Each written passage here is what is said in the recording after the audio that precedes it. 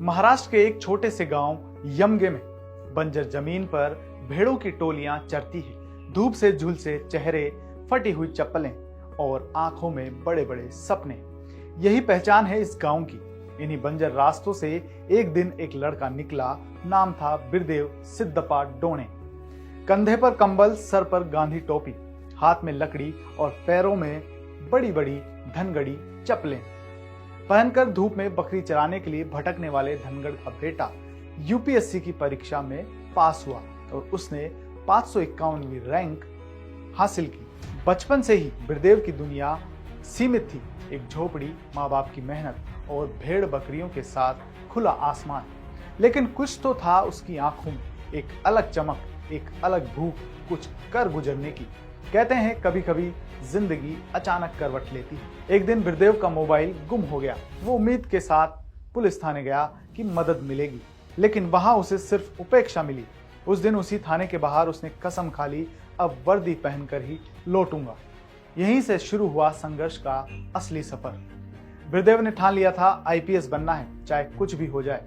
और फिर जो कहानी लिखी गई वो किसी फिल्मी स्क्रिप्ट से कम नहीं थी।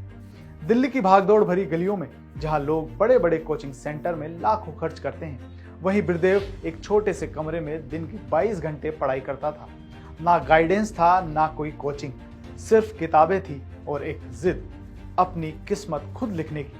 3 साल लगातार उसने एक ही सपना देखा, यूपीएससी क्लियर करना।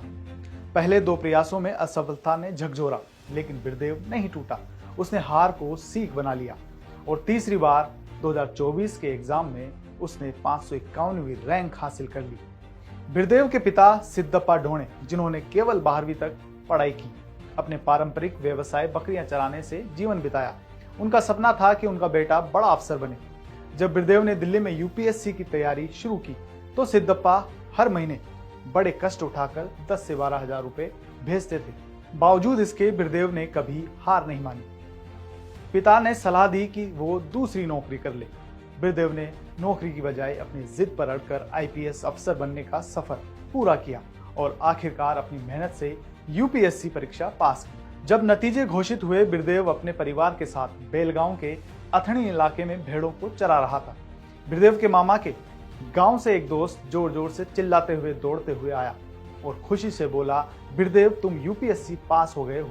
बिरदेव के माँ बाप वहीं खड़े थे। उन्हें समझ में ही नहीं आया कि उनका बेटा साहब बन गया है। यह सुनकर वो दोनों भी खुशी से झूम उठे, जैसे मानो उनके पूरे जीवन की मेहनत का फल मिल गया हो। उनकी झोपड़ी के आसपास गांव के लोग इकट्ठा हो गए। कोई मिठाई लेकर आया तो कोई फूलों की माला। झोपड़ी से निकलकर एक कहानी आसमान छू रही थी। आज भी बिरदेव का परिवार झोपड़ी में ही रहता है। आसपास भेड़ों के बाड़े हैं, लेकिन अब उस झोपड़ी से एक मिसाल निकली है जो देश भर के युवाओं को एक प्रेरणा देती है। यूपीएससी परीक्षा पास करने के बाद बिरदेव ने कहा, चाहे मुझे आईपीएस मिले या कोई और सेवा, मेरा मकसद बस एक है, देश और लोगों की सेवा करना। उसकी आंखों में अब भी वही चमक है, वही मेहनत का जुनून, वही सपना जो उसने एक पुलिस थाने के बाहर खड़े होकर देखा था। बिरदेव की कहानी हमें सिखाती है कि हालात चाहे जैसे भी हो, अगर सपने सच्चे हैं और मेहनत ईमानदार है तो कोई भी मंजिल दूर नहीं। इस पूरी खबर पर क्या है आपकी राय, कमेंट कर जरूर बताएं।